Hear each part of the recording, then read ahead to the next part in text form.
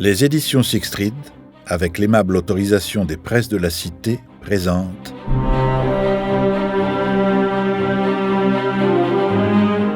1800, la main de sang de Tristan Mathieu, interprété par Hervé Lavigne.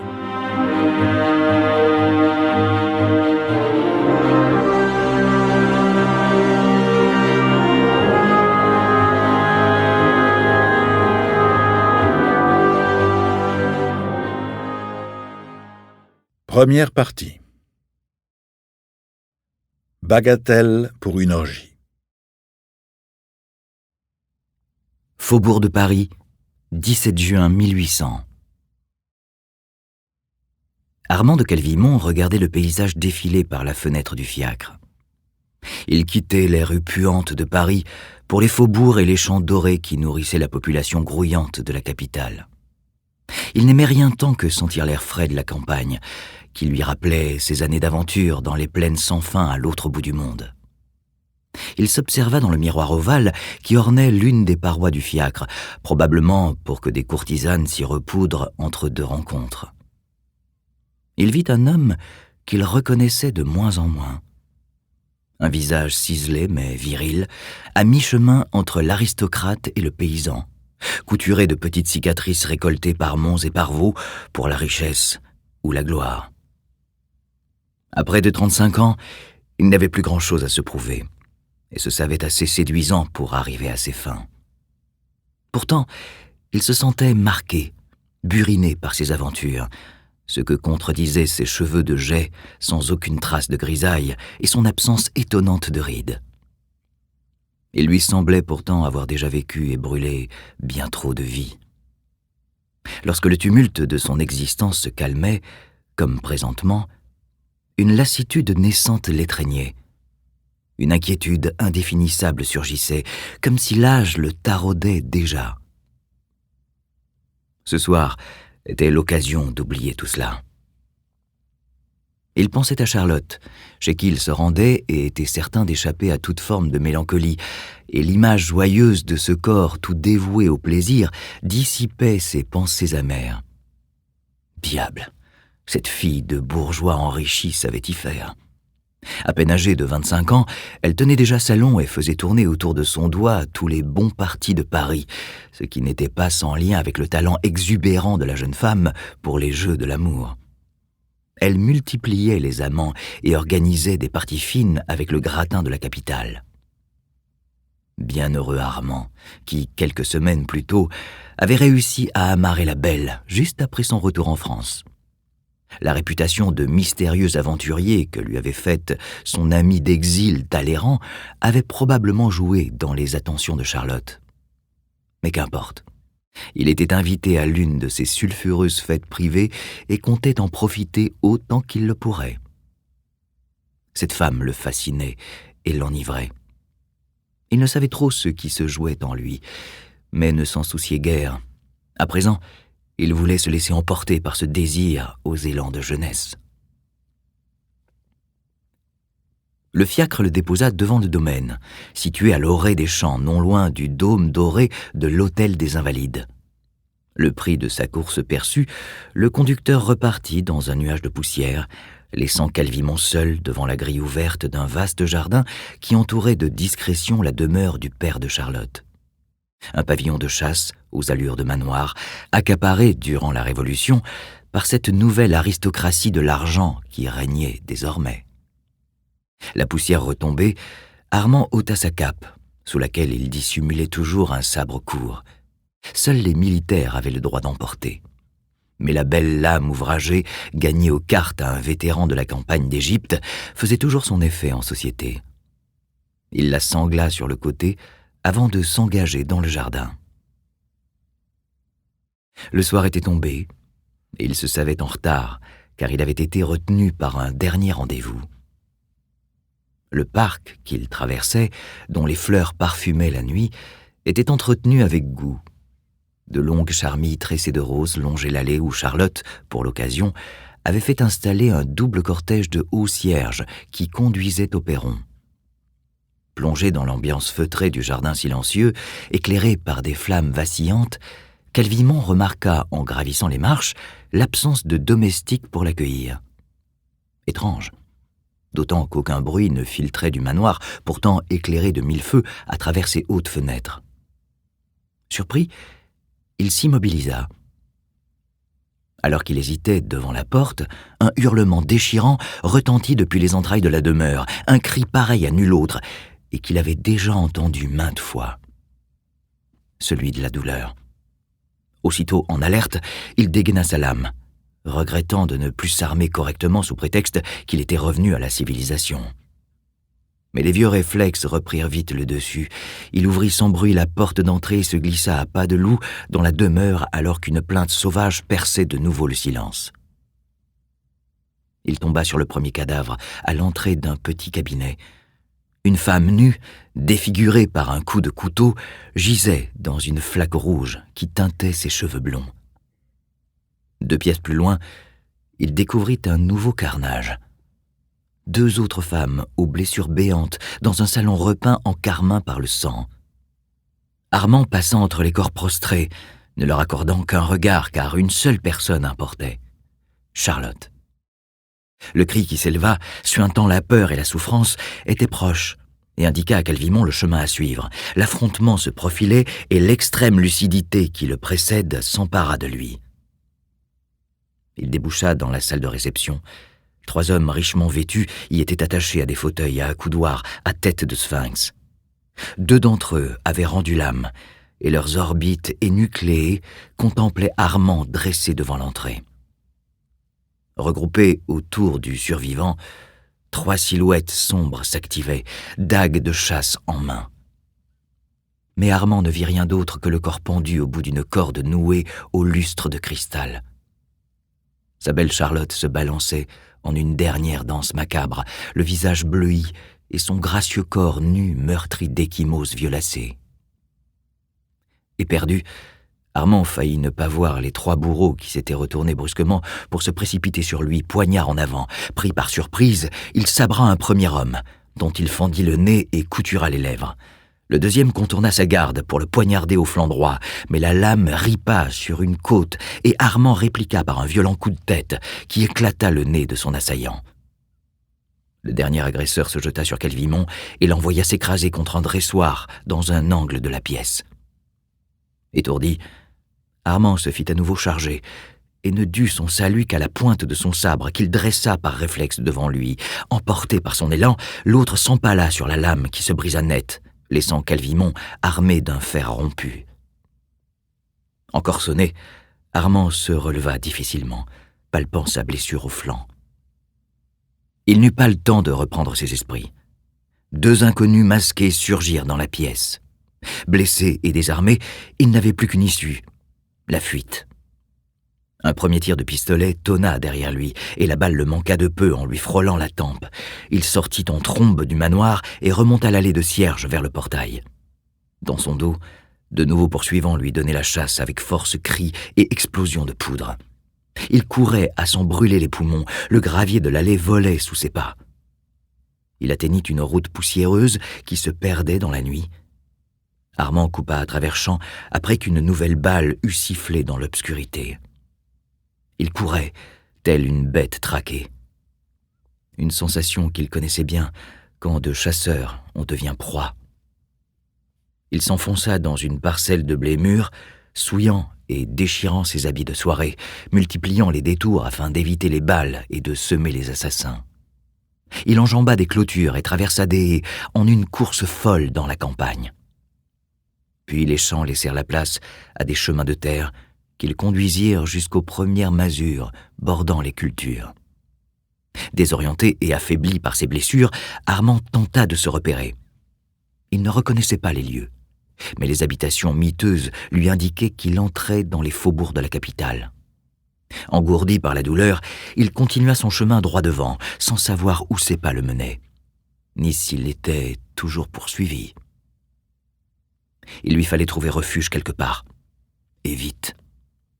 Progressant de plus en plus difficilement, le souffle entravé par sa blessure au flanc, Calvimont fut pris de nausées et vomit à un croisement. Il marchait à présent sur des pavés et croisait des gens qui l'ignoraient totalement, le prenant pour un ivrogne ayant fait une mauvaise rencontre dans les rues enténébrées de la capitale. Titubant, il crut apercevoir enfin le dôme des Invalides se dessiner entre deux immeubles. Alors, à bout de force, il s'écroula de tout son long, les pierres glacées pour seule literie. Perdu dans un brouillard enfiévré, incapable déjà de réagir, Armand sentit des charognards puants lui fouiller les poches, arracher ses bottes, le dépouiller du peu qui lui restait. Cette humiliante palpation prit fin lorsqu'un tonnerre de voix grave s'éleva dans la rue où il gisait, rapidement suivi de lourds bruits de pas. « Maudit vide-gousset, je te guillotinerai tout ça comme en 93. Sergent, celui-là a l'air encore vivant. » Un pied s'enfonça dans les côtes du blessé, qui émit un faible râle.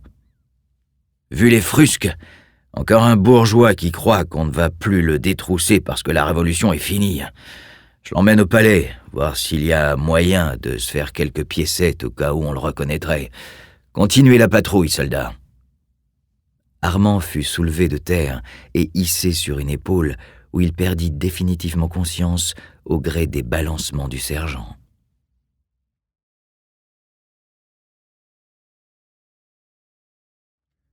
Rien ne va plus. Palais Royal, 18 juin.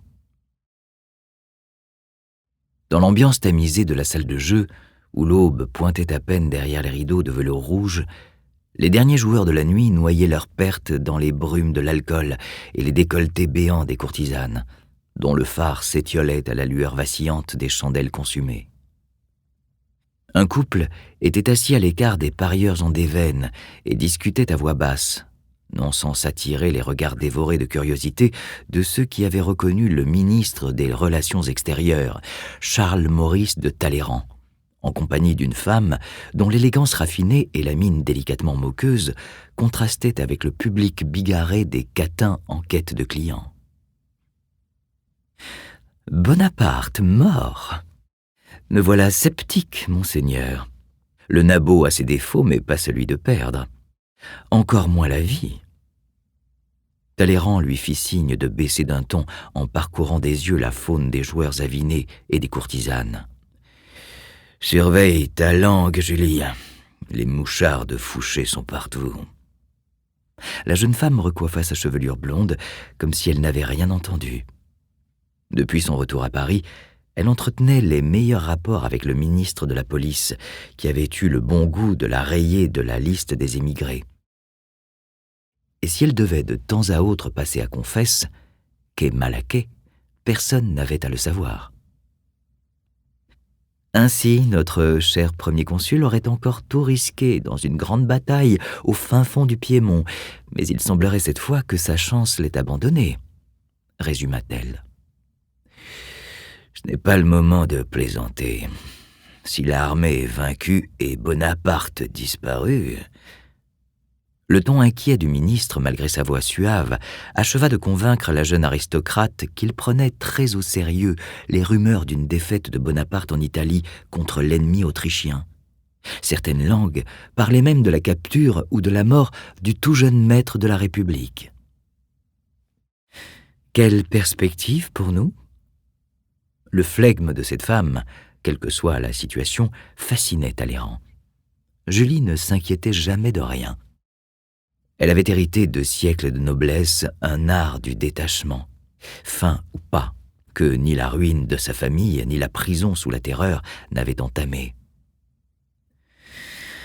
Si Bonaparte ne donne pas de nouvelles rapidement, les ambitieux vont sortir du bois et commencer à s'entre-déchirer, prédit le ministre. Alors restons vigilants, agissons au moment opportun. Et si nous jouons bien la partie, nous n'aurons plus qu'à ramasser la mise lorsqu'ils se seront mutuellement dévorés. Le regard bleu de Julie fut attiré par l'entrée dans la salle de jeu de Lucien Bonaparte, ministre de l'Intérieur depuis l'accession au pouvoir de son frère, 6 mois plus tôt. Quand on parle du loup, Le turbulent Lucien se dirigeait vers Talleyrand en traversant la salle enfumée sans prêter attention à quiconque. Les favoris le long de son visage, des gens empâtés, évoquaient un notable de province.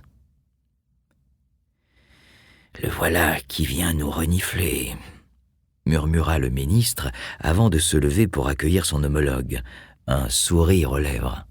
« Mon cher Lucien, vous nous apportez de bonnes nouvelles ?»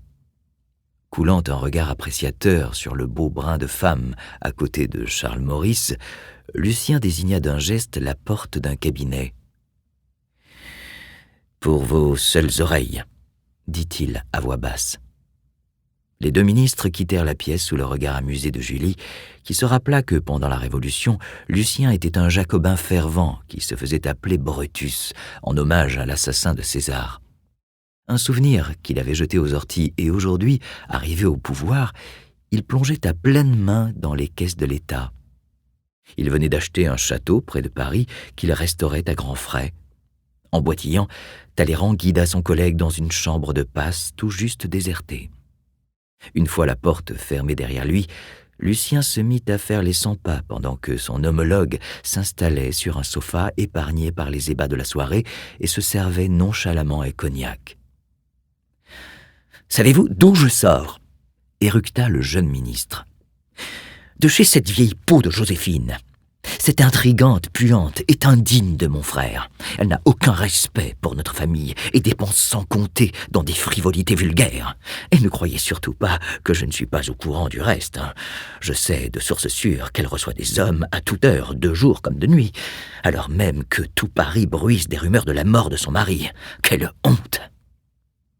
Sirotant son alcool ambré, Talleyrand contempla la face rouge de colère que partageaient trop souvent les Bonaparte. L'épouse du premier consul a ses propres manières de gérer la situation complexe qui est la nôtre, commença-t-il d'une voix apaisante. Dépenser n'est pas gérer, le coupa Lucien avec emportement. D'où lui vient tout cet argent, pardieu ? Ce n'est pas en monnayant ses charmes décrépits qu'elle accumule autant de fonds. Peu intéressé par les aigreurs du jeune Bonaparte au sujet de sa belle-sœur, Talleyrand détailla la figure tourmentée de Lucien. Depuis qu'un jour de Brumaire, parlant haut et fort devant les députés, il avait favorisé malgré lui le coup d'État, il ne se remettait pas d'avoir servi de marchepied à son frère. Et ce n'était pas sa position de ministre de l'Intérieur qui le consolait, en permanence combattu dans l'ombre par Fouché et sa police secrète. « Je ne manquerai pas de me renseigner, Lucien. Les scandales de corruption nous affaiblissent tous. Sinon, des nouvelles fraîches d'Italie ?» Tiquant au mot de corruption, Lucien reprit son calme et regarda pour la première fois Talleyrand dans les yeux. « Aucune. Seulement des bruits de plus en plus insistants de défaite et de retraite de l'armée vers les Alpes. Un tissu d'absurdité, mais qui va finir par transformer Paris en poudrière. » Talleyrand lui rendit son regard et sourit. « Assurons-nous donc de tenir la mèche, monsieur le ministre. » Lucien resta figé quelques secondes à sonder Talleyrand. Il se méfiait de cet homme qui avait survécu à tout. La chute de la royauté, les excès de révolution, les folies du Directoire. Mais pour l'instant, il en avait besoin. Il manquait d'alliés. « Vous avez probablement raison. Venez me voir au château du Plessis. J'y pars dès ce soir, si je n'ai pas de nouvelles d'ici là. » « Tu vas surtout mettre ta tête à l'abri, » pensa Talleyrand. Lucien balaya d'un regard méprisant la chambre où flottait encore un parfum sucré de courtisane. « Nous pourrons parler en un lieu plus séant. »« Je n'y manquerai pas, Lucien. » Le ministre quitta la pièce, tandis que Talleyrand finissait son verre avant de rejoindre la salle de jeu. Il retrouva Julie au milieu d'une horde d'admirateurs, aux grandes dames des filles de joie délaissées qui rongeaient leurs freins en lui lançant des regards assassins. « Toujours aussi courtisée, chère Julie, » railla-t-il. La jeune femme, occupée à murmurer à l'oreille d'un fils de banquier, leva la tête pour sourire au ministre boiteux. « Ne jouez donc pas le jaloux, mon bon seigneur, cela ne vous sied pas. Alors, dites-moi, le misérable petit Roquet a-t-il déversé sa bile ?» D'un regard impérieux, le ministre fit déguerpir les galants avant de s'asseoir auprès de la mercenaire de la vie. « Joséphine, ses vices et ses tares, comme d'habitude. Une véritable obsession. Les parvenus ne détestent rien tant que les autres parvenus qui ont mieux réussi qu'eux. » Lançant une œillade malicieuse à un damoiseau dépité qui la dévorait des yeux malgré les 2 prostituées attachées à ses bras, Julie se tourna vers Talleyrand. Elle, au moins, ne fraye pas avec l'ennemi anglais en pleine guerre. Le ministre pouffa en désignant la tenue brodée d'or et d'argent de la jeune femme, pas une pièce qui ne vienne des meilleurs marchands de Londres. Que de patriotisme, belle Julie. Je me demande si vos amis de la finance partagent vos pudeurs pour leurs propres affaires. Une bonne partie de la fortune que vous avez sur le dos provient sans doute des trafics douteux avec la perfide Albion. Julie leva les bras au ciel en une parodie de prière. Les soupirants sont aussi généreux que les banquiers sont voraces, monseigneur. Talleyrand s'esclaffa. Puis il se leva pour ouvrir un rideau et contempler le palais royal. Le jour s'était levé sur les catins qui finissaient leur nuit et celles qui commençaient leur journée. Déjà, de nouveaux joueurs se pressaient sous les arcades. Cet antre de débauche était le lieu qu'il préférait dans la capitale, et ce malgré les mouches de Fouché qui y pullulaient. Vorace, oui, cette ville l'est tout entière. Elle aspire les richesses et l'âme de tous les fous qui viennent se brûler à ses lumières, dit-il sur un ton pensif. Julie le rejoignit à la fenêtre et observa la relève des prostituées sous les arcades, la danse sans fin de la vie parisienne dont le palais royal était le cœur battant, du moins pour ceux qui avaient de l'or dans les poches. « Vous êtes devenu philosophe, monseigneur. » Talleyrand se tourna vers elle et fit mine d'être vexé.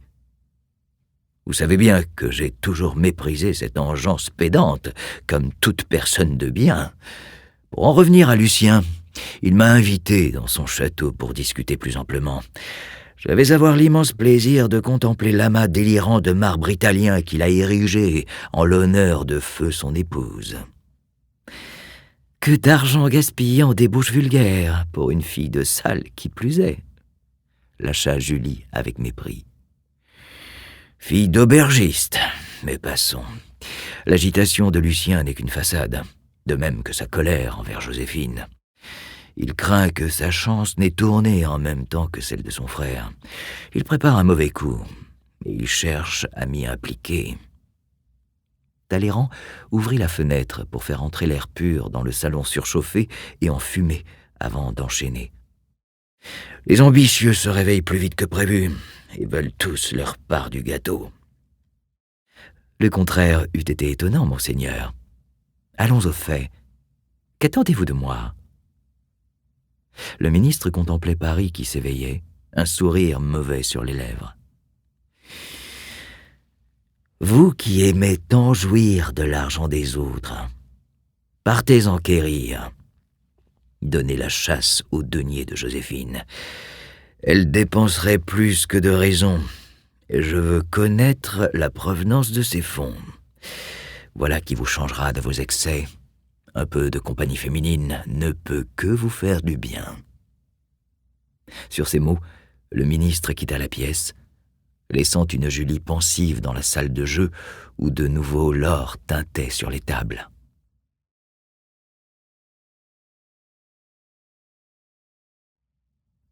La part du diable. Rue du Bac, 18 juin. Armand ne comprenait pas. 2 hommes le traînaient par les bras dans l'obscurité. Soudain, une lumière aveuglante apparut au bout d'un tunnel. Aussitôt, ils furent engloutis par une foule enragée. À perte de vue, Calvimont ne voyait que des femmes hurlant à la mort, tandis que des hommes édentés crachaient sur lui des ruisseaux de fiel. Devant cette masse vociférante, tout droit sortie de l'enfer, Armand tenta de s'échapper, mais ses muscles ne lui obéissaient plus. Des mains gluantes le poussaient vers un échafaud sur lequel se dressait une guillotine repeinte de sang qui n'attendait plus que lui. Hurlant de rage et de terreur, Armand vit le bourreau balancer sans ménagement un corps à la nuque encore fumante hors de la planche. La place était libre pour lui. En un instant, il fut ligoté et son cou s'enfonça dans la lunette. Une voix lointaine récitait l'acte d'accusation. Comme il se débattait désespérément, la tête tranchée du précédent supplicié se mit à l'insulter depuis le panier. « Ton heure vient enfin, lâche, déserteur, traître !» Vision épouvantable que le visage ensanglanté du roi Louis XVI qui le maudissait, juste avant que le couperet tombe et l'expulse de ce cauchemar. Armand se dressa sur son lit en criant, trempé de sueur, dans une pièce toute de bois et d'or. Une jeune femme en habit de religieuse ouvrit la porte et lança un coup d'œil avant de la refermer et de verrouiller à double tour. Encore embrumé, il contempla son environnement, qui le surprit par son luxe. Il s'ébroua. Il ne comprenait toujours pas comment il avait atterri en ces lieux inconnus. Puis les souvenirs de la nuit précédente l'assaillirent, et portant les mains à son flanc, il se rendit compte que sa plaie avait été soigneusement pansée. Une clé tourna dans la serrure, et 2 hommes, à l'allure de portefaix, entrèrent, suivis de la religieuse, qui lui demanda de les suivre. Trop faible pour tenter quoi que ce soit, et curieux de connaître le sort qu'on lui réservait, il se laissa mener dans une salle d'eau, où on lui ordonna de faire promptement sa toilette. Armand s'exécuta, non sans soulagement, il se sentait sale. Il enfila des vêtements simples et confortables, apportés par la jeune femme, puis il accompagna les 2 molosses dans ce qui semblait être un vaste bâtiment au cœur de Paris, d'après les toits à perte de vue qu'il apercevait par les fenêtres. Après avoir traversé une antichambre déserte, Armand fut introduit dans un grand salon pourpre où était assis le seul homme assez riche et puissant pour lui avoir évité la mort. Charles Maurice de Talleyrand, ministre des Relations extérieures et ancien compagnon d'exil. Tout en poudre et perruque, l'intrigant avait troqué ses luxueuses tenues d'aristocrate contre un frac bleu-noir plus sobre. Toutefois, les boutons de nacre rosés et les motifs floraux assemblés au fil d'or sacrifiaient peu aux idées nouvelles prônant la modération en toutes choses. « Mon cher Armand !» lança sans préambule Talleyrand, sourire carnassier aux lèvres. « La Providence œuvre par des voies mystérieuses pour que vous nous reveniez dans des circonstances si particulières. Je suis peiné que vous ne m'ayez pas visité plus tôt, bien que j'ai eu quelques nouvelles par des connaissances communes. Vous savez combien je vis retiré. » Talleyrand avait en commun avec Voltaire l'art de mentir avec autant d'effronterie que d'élégance, ce qui fascinait toujours ses interlocuteurs. « Monsieur le ministre, mon retour est encore frais et je n'osais vous déranger au milieu des tâches écrasantes qui sont les vôtres. Bien que j'ai ouï dire que vous aviez d'ores et déjà fait ma réputation auprès de personnes de bien. » L'ancien évêque leva une main paternelle. La modestie était une de ses armes favorites, et ceux qui s'y laissaient prendre la prenaient vite à leurs dépens.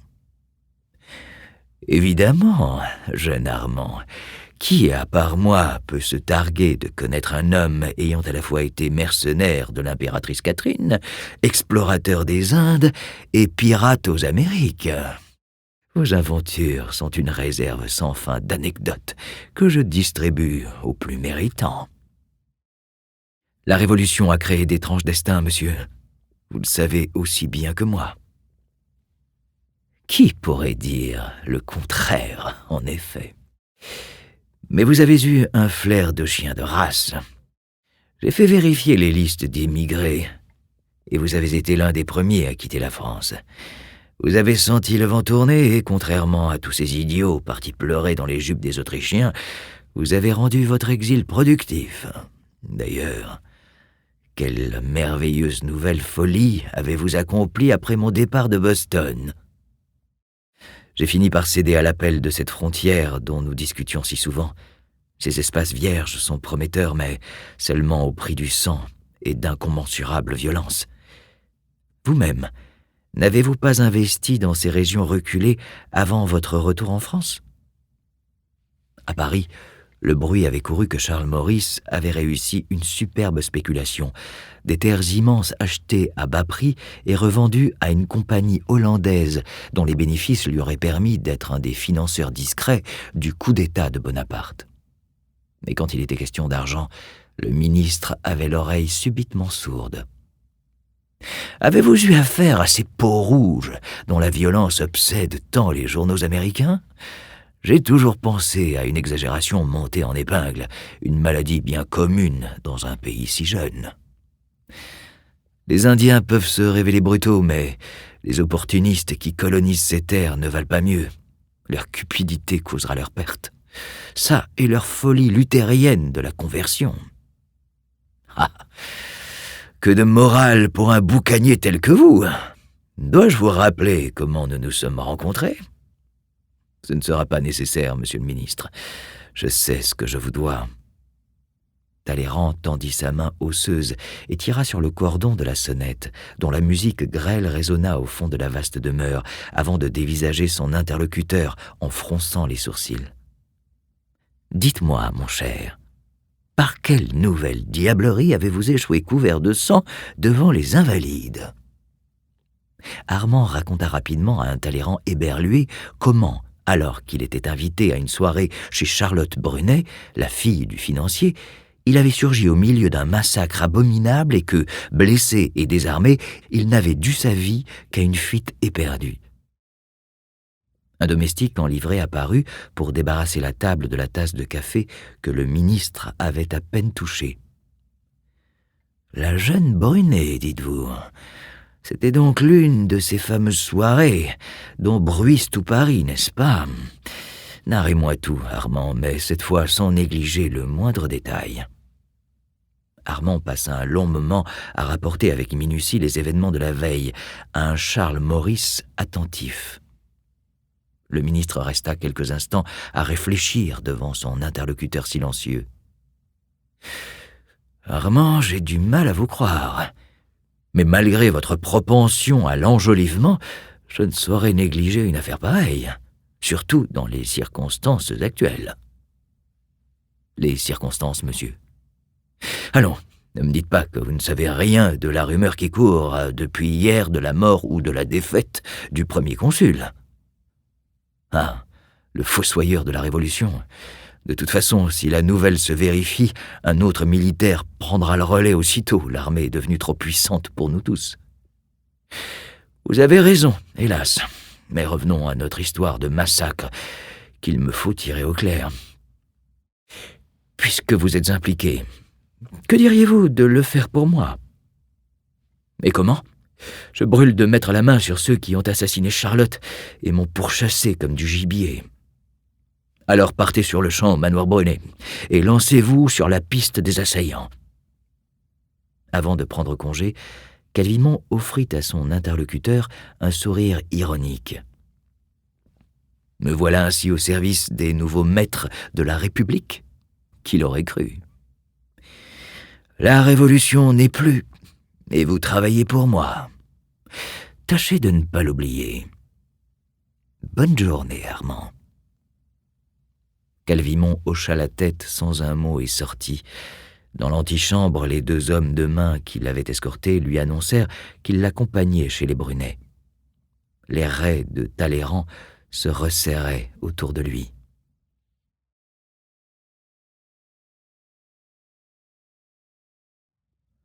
L'odeur du sang. Rue du Bac, 18 juin. À peine Armand était-il sorti rue du Bac qu'un chariot bâché s'arrêtait devant l'entrée du ministère. Mené par un cocher à l'allure de vieux soldat, Le véhicule dissimulait une demi-douzaine d'hommes qui, bien que serrés sous la toile de jute, lui firent une place, ainsi qu'à ses deux ombres. Aussitôt installé, le chariot repartit à un train d'enfer vers la rue de Varennes. Après 2 vaines tentatives de lier conversation avec ses anges gardiens, Armand se résigna à observer les hommes qui l'entouraient. Il s'étonnait que Talleyrand, personnalité de premier plan, s'implique avec tant de moyens dans ce qui n'était, pour l'instant, qu'une sordide affaire de meurtre en lisière de la capitale. Un empressement qui ne lui était pas ordinaire, tout comme le fait d'avoir à sa disposition cette cohorte de chocs dont Armand se demandait bien où il avait pu les dégoter. Les 6 hommes partageaient une raideur dans l'attitude et les gestes qui les désignaient comme d'anciens soldats. De plus, les boursouflures diverses et variées sous leurs vêtements civils révélaient, pour un œil exercé, la présence de tout un attirail d'armes blanches et à poudre prêtes à être dégainées par ces chiens de guerre. À Paris, les vétérans étaient légion après 8 ans de guerre révolutionnaire qui avaient vu tout un pays combattre le principe de monarchie aux 4 coins de l'Europe. La France était devenue une nation en bottes et en armes. Une tendance que le coup d'État de Bonaparte n'avait fait que confirmer.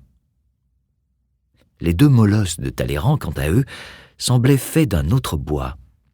Bien que taillés comme des débardeurs, ils avaient dans le regard une vivacité que l'expérience de la guerre n'avait pas anéantie. Tous 2 chauves comme des galets de la Seine, ils auraient pu être frères. L'un avait une cicatrice boursouflée de la tempe gauche à la commissure des lèvres qui amena aussitôt Armand à le surnommer Balafre.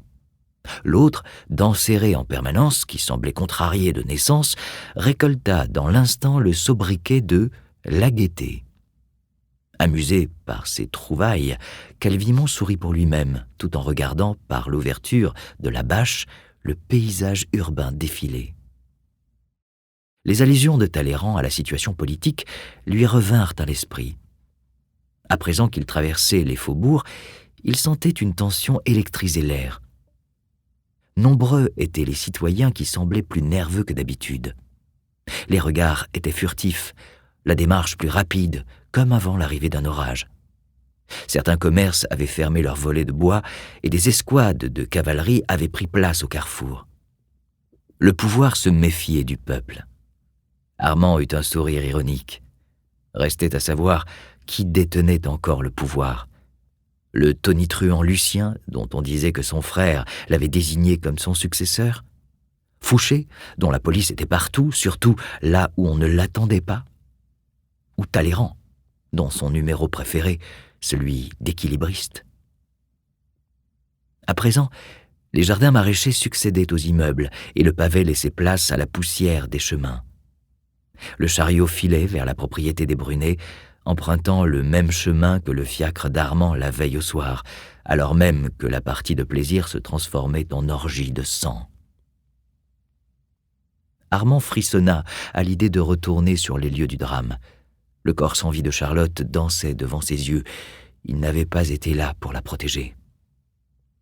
Le chariot s'arrêta devant les grilles du manoir et les hommes de main sautèrent du véhicule pour prendre position dans les jardins, tandis que Balafre faisait signe à Armand de rester à sa place.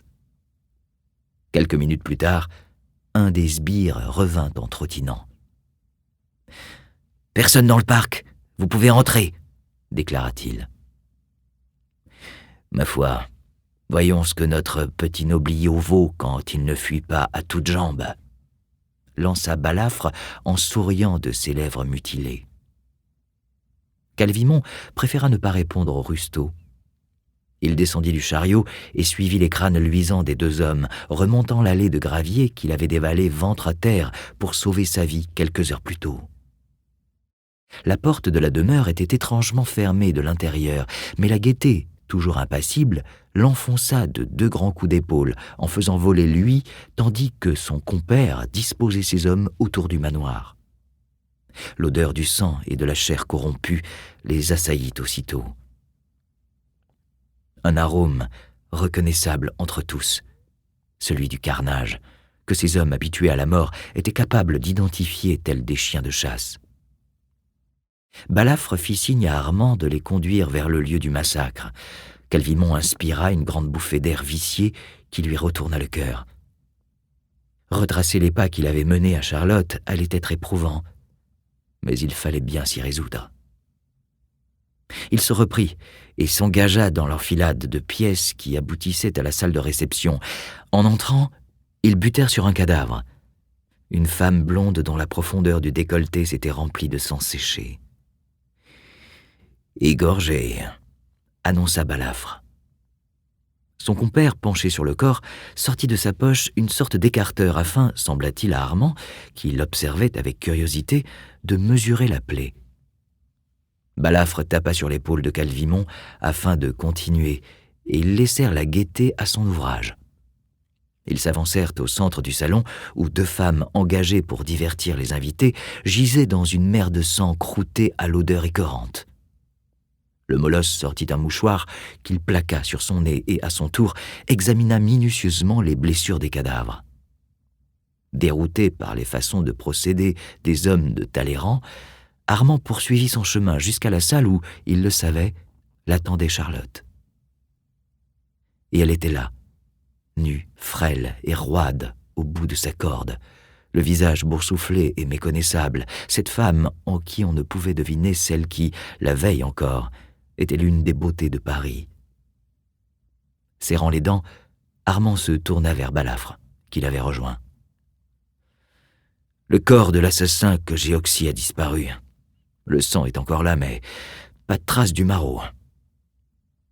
On aura enlevé son cadavre pour empêcher toute identification.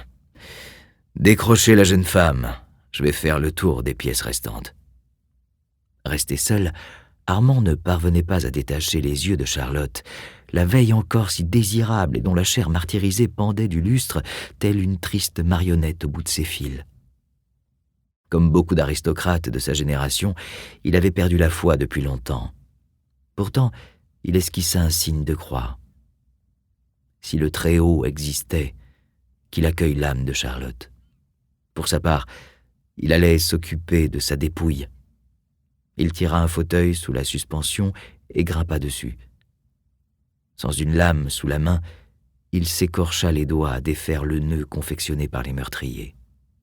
Lorsqu'il céda enfin, la corde lui fila entre les mains et son amante s'écrasa dans un bruit spongieux sur le parquet doré du salon. Armand arracha rageusement les rideaux d'une fenêtre et s'empressa d'en couvrir Charlotte avant de s'asseoir près d'elle. Je pensais avoir laissé la souffrance et la mort derrière moi, Charlotte. Mais où que j'aille, la paix me fuit. Je ferai donc à nouveau couler le sang, puisque cela semble être mon destin. Il caressa tendrement l'ovale du visage déjà durci et défiguré par la mort. Quels que soient les animaux qui t'ont fait cela, je leur ferai regretter de m'avoir laissé en vie. Je le jure, sur les ruines noircies de mon château. Balafre réapparut tandis qu'Armand, sombre et vengeur, méditait encore auprès de son amante. « Bien, vous avez fait ce que vous aviez à faire. Maintenant, il va falloir prouver votre utilité, le Rubin. Je me fous de savoir que vous êtes cul et chemise avec le patron. Nous devons comprendre ce qui s'est passé ici, et vite. Des visiteurs inattendus peuvent débarquer à tout moment. Je n'ai pas envie d'avoir à expliquer aux renifleurs de Fouché ce que nous faisons au milieu de tous ces cadavres. » « La clé du mystère, ce sont eux, » répondit Armand en désignant les 3 hommes attachés au fauteuil à accoudoir de sphinx qui avaient rendu l'âme sous la torture. Balafre et Armand s'approchèrent des cadavres dont les traits, rigidifiés par la mort, évoquaient des souffrances et des terreurs infâmes. « Pardieu, ils ont eu leur compte, ceux-là. Je n'ai pas vu quelqu'un dans cet état depuis la Vendée. » « La Vendée ? Morbleu, qu'est-ce qu'un massacreur de paysans fait au service de Talleyrand ? Vous autres émigrés, vous ne pouvez pas comprendre. Il s'est passé tellement de choses ces dernières années. Les grands idéaux et les allégeances éternelles ne pèsent pas grand-chose face au souffle glacé de la guillotine. » Circonspect, Armand réfléchissait aux paroles de Balafre tout en examinant les sévices infligés aux suppliciés. Yeux extirpés de leurs orbites, Ongles arrachés, doigts et dents brisés, nez réduit à l'état de pulpe, le pire de ce qu'un homme pouvait infliger à son prochain. « Je ne crois pas que nous tirerons quoi que ce soit de ces messieurs tant que nous ne les aurons pas identifiés, » déclara Balafre. « Pourquoi ces tortures ignobles ?» s'écria Armand. « Si leurs bourreaux avaient vraiment voulu leur faire avouer quelque chose, il suffisait de les enlever pour prendre le temps de les interroger tout à loisir. À moins qu'ils ne fussent pressés. Ça n'explique pas un tel déchaînement de violence. On ne supplicie pas autant de personnes contre un simple renseignement. Ils parlent tous avant d'en arriver là. » « D'où savez-vous ça ? Il n'y a pas qu'en Vendée qu'on tue et qu'on massacre. Non, assassiner la fine fleur des libertins de Paris et pendre une femme, tout cela n'a aucun sens. À moins que... Pas d'effet de manche avec moi, Calvi machin. À moins que quoi ? Armand prit son temps pour répondre.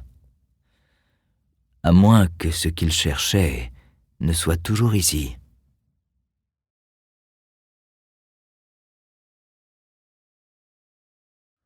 Le sort en est jeté. Route de Saint-Cloud, 18 juin. Assise dans le coche qui avançait prudemment dans la brume matinale, Julie contemplait les forêts et les champs séparant Paris du château de Malmaison. Les filets de brume disputaient le paysage aux rayons du soleil, créant par endroits un tableau digne d'Hubert Robert, qui réveillait en Julie de vieux souvenirs d'enfance. Qui aurait cru qu'une dévergondée telle que vous serait aussi émue par des effets de lumière dans la boue ? Essuyant une larme furtive sur sa joue, Julie jeta un regard assassin à la femme qui partageait sa route, Mademoiselle Lenormand, la Pythie du faubourg Saint-Germain. Garde tes paroles pour tes naïfs clients, Marianne, ou je te ferai passer le goût de la divination. Toujours des menaces. N'ai-je pas payé ma dette après tout ce temps passé à vous préserver de vos ennemis ? Lorsque tu auras répondu pour tous ceux que tu as dénoncés durant la terreur, ta dette sera payée. En attendant, n'oublie jamais ce que j'ai en ma possession. Et crois-moi sur parole, ta servitude n'est pas près de prendre fin. Avant d'être la devineresse attitrée du beau monde parisien, Marianne Adélaïde Lenormand, une petite brune au visage ciselé approchant de la trentaine, avait d'abord tenté de faire fructifier ses talents de visionnaire durant la Révolution. Elle racontait d'ailleurs, à qui voulait l'entendre, sa rencontre avec Marat et Robespierre, venus la consulter, et auquel elle avait prédit une mort violente. À la vérité, elle s'était fait une spécialité de dénoncer les aristocrates qui avaient le malheur de se confier à elle. Arrêtée en 1794, elle avait signé une confession en bonne et due forme qui, par des détours imprévus, avait fini entre les mains avisées de Julie. La réponse de mademoiselle Lenormand promettait d'être cinglante, mais fut interrompue net par les cris du cocher, suivis d'une secousse brutale et de hennissements de chevaux. Leur voiture venait de se déporter hors du chemin pour laisser passer une nuée de carrosses filant à grande allure en direction de la capitale. « Jérôme, que se passe-t-il » s'enquit Julie. « Je ne sais pas, madame. Ces fous filent comme si le diable était à leur trousse. » Un dernier véhicule les frôla, laissant tomber au passage une malle qui roula dans le fossé. « On dirait des rats fuyant un navire en perdition » s'écria mademoiselle Lenormand. Pour une fois, la prédiction de Marianne se confirma, lorsqu'à l'entrée du domaine de la Malmaison, elles virent un couple, habillé avec opulence, charger lui-même son propre carrosse. La frayeur se lisait dans les yeux. « Jérôme, nous descendons ici. Trouve un endroit discret où nous attendre, loin de ce Capharnaüm. »« Avec plaisir, madame. » Quoiqu'habillée d'une robe aussi longue que moulante, Julie descendit avec aisance du coche avant de se diriger d'un pas déterminé vers l'entrée des jardins du château. Derrière elle, mademoiselle Lenormand peinait à suivre le rythme, engoncée qu'elle était dans sa tenue bouffante de soi-disant magicienne. Julie s'arrêta devant le portail d'entrée, gardé par une cohorte de soldats, et la gueule d'un canon. L'humeur était à la défiance. Julie s'avança et salua d'un signe de tête. « Messieurs, je suis Julie de Swart. J'accompagne mademoiselle Lenormand, qui vient visiter Madame Bonaparte. » Le plus grand des soldats, un géant blond aux yeux perçants qui dépassait Julie de plusieurs têtes, sortit du rang pour les observer sous toutes les coutures, sans la moindre pudeur. « Vous seriez bien les premières à vouloir rentrer plutôt que sortir.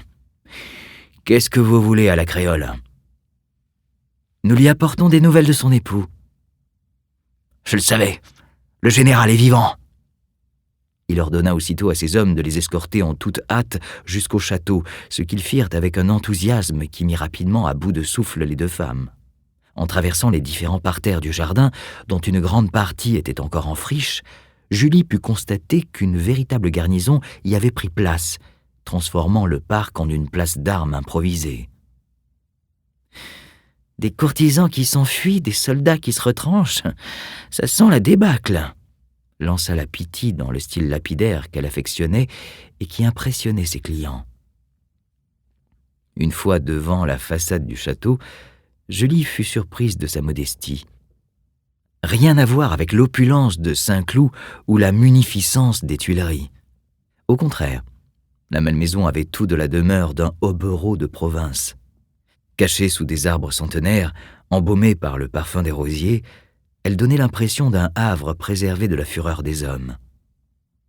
Achetée par Joséphine pour fuir Paris, la Malmaison était vite devenue la résidence préférée du premier consul, qui avait décidé d'y aménager ses propres appartements. Pour l'instant, le château ressemblait plutôt à un vaste chantier à l'abandon. Des échafaudages de bois grinçaient dans le vent, des statues gisaient au sol et un monceau de pots de peinture barrait l'escalier.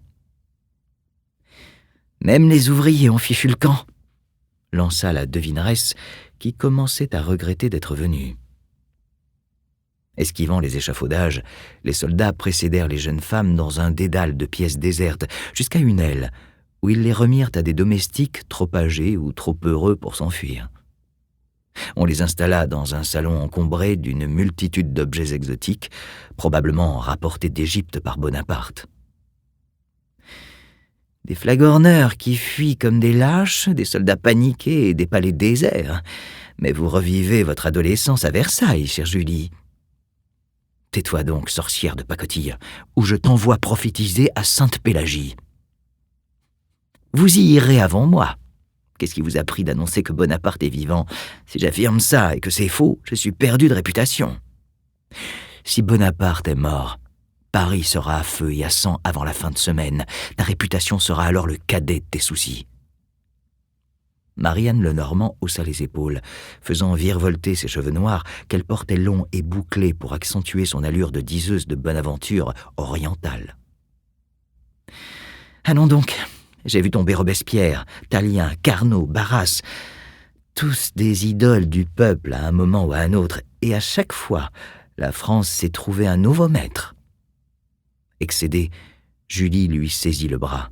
« Regarde autour de toi, idiote. Une femme abandonnée, probablement morte de peur, entourée de soldats qui ne jurent que par leur précieux général. Tu crois que l'armée, après avoir conquis le pouvoir avec Bonaparte, va laisser quelques politiciens parisiens reprendre les commandes? Non. Si leur idole est morte, tout cela va tourner au massacre. Mais alors, que dois-je faire? Le grand jeu redonne espoir à Joséphine, fais-lui miroiter le retour prochain de Bonaparte. Les portes des appartements privés s'ouvrirent à la volée sur l'une des dames de compagnie de Joséphine, dans tous ses états. « Mademoiselle Lenormand, par tous les dieux, quelle folie vous a poussé à venir en pareille circonstance !»« J'apporte l'espoir à votre maîtresse. Quand puis-je voir l'épouse du premier consul?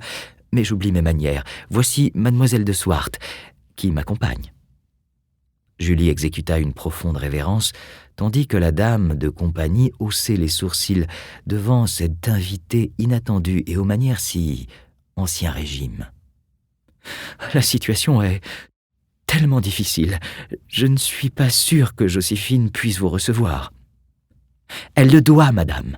s'écria la Lenormand avec l'ascendant dont elle tirait si bien parti pour son commerce. « J'ai vu ce que nous réserve l'avenir, et je dois le confier au plus vite à l'épouse du César. Notre avenir à tous en dépend. » La dame de compagnie resta éberluée quelques instants. « Vous avez vu l'avenir. Après tout, qui sait? Suivez-moi. » Julie lança un regard furieux à la devineresse pour ses excès de mélodrame en lui emboîtant le pas. Le léger claquement de leurs talons sur le parquet laissa rapidement place aux cris et aux pleurs qui s'échappaient de la chambre la plus proche. Au centre d'un boudoir, effondré sur un sofa jaune citron, Joséphine hurlait à en perdre la voix sur les domestiques qui s'affairaient à tenter de faire rentrer dans de grandes malles un nombre sans cesse grandissant de robes qu'une vieille servante mulâtre apportait par dizaines. Même à la cour royale de Versailles, jamais Julie n'avait vu autant de robes hors de prix. « Empotée, idiote! Tu as déchiré la mousseline. Tu mérites que je te livre en pâture aux soldats. » Une boniche au visage potelé s'écroula à genoux en larmes, tandis que la vieille mulâtresse s'efforçait de la réconforter en jetant un regard noir à sa maîtresse. « Garde tes œillades meurtrières pour les soudards de Lucien qui viendront nous massacrer, vieille peau. Au moins, tu n'auras pas à être violentée par ces brutes. Au vu de tes charmes décrépits, ils se contenteront de te découper en morceaux. »« Madame !» Encore rouge de colère, Joséphine se retourna et ravala une exclamation en voyant des visages qu'elle ne reconnaissait pas. Depuis qu'elle approchait des rivages dangereux de la quarantaine, sa vue, comme son teint, s'était brouillée. « Qu'est-ce donc que cette nouvelle intrigue? Mes plus proches amis ont fui, mais des inconnus s'invitent dans mon château. » « La célèbre mademoiselle Lenormand est là, madame.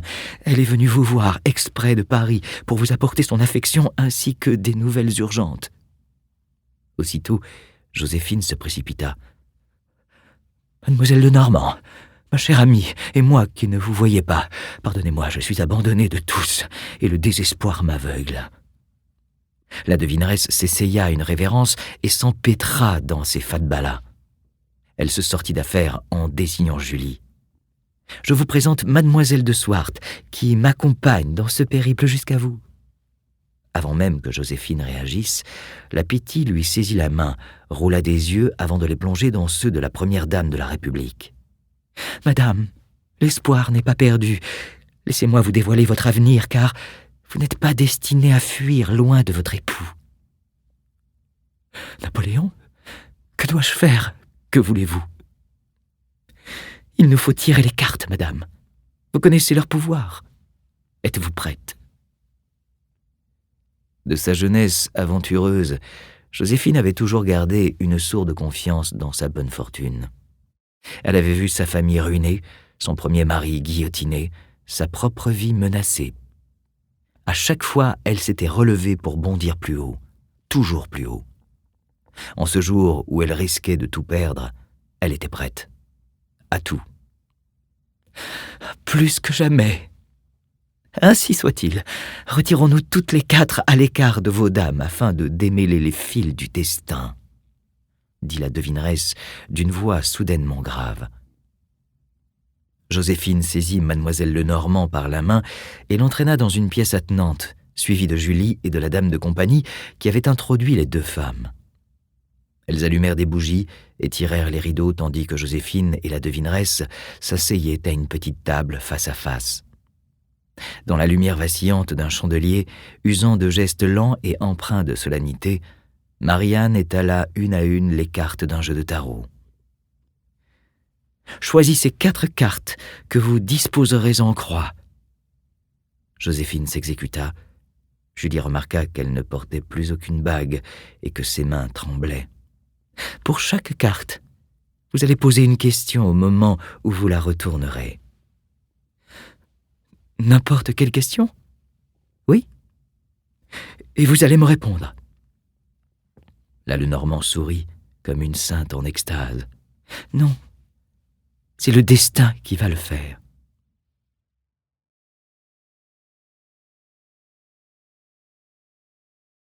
Le goût de la poudre. Manoir Brunet, 18 juin.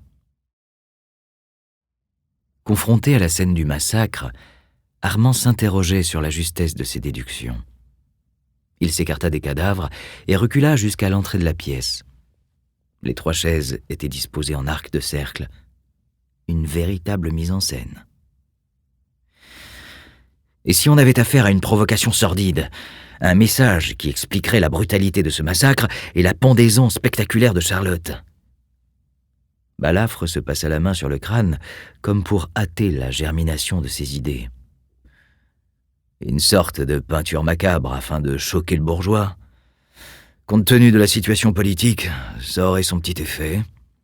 Des nantis qui sont égorgés, ça sent son jacobin à plein nez. Le retour de la Révolution, la guillotine de 93. On provoque la peur et les possédants se mettent à genoux pour réclamer l'ordre. Calvimont eut un sourire amer. Balafre était bien la créature de Talleyrand. Il pensait comme son maître. Pour autant, Armand ne croyait pas à une manipulation politique, trop risquée dans la situation volcanique actuelle. Ou alors, les assassins avaient réellement besoin d'obtenir... Nous espérons que vous avez apprécié cet aperçu. Pour continuer à écouter ce livre audio sur Google Play Livres, utilisez le lien dans la description de la vidéo.